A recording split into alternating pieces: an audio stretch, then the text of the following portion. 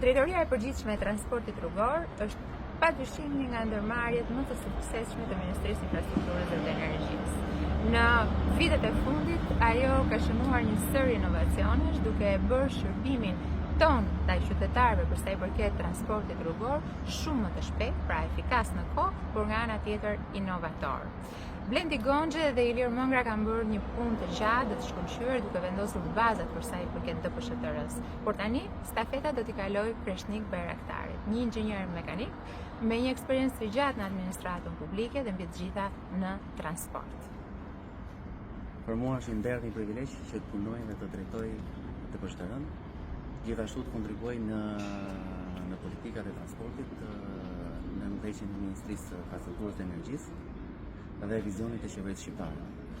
Padyshim, kemi shumë punë për të bërë, sepse tashmë ne na duhet që të përafrojmë të gjithë kuadrin ton ligjor me Bashkimin Evropian. Nga ana tjetër, vizioni i Shqipërisë 2030 është për të gjithë ne një nga qëllimet kryesore dhe DPSHTR-ja duhet të jetë flamurtare e këtij procesi.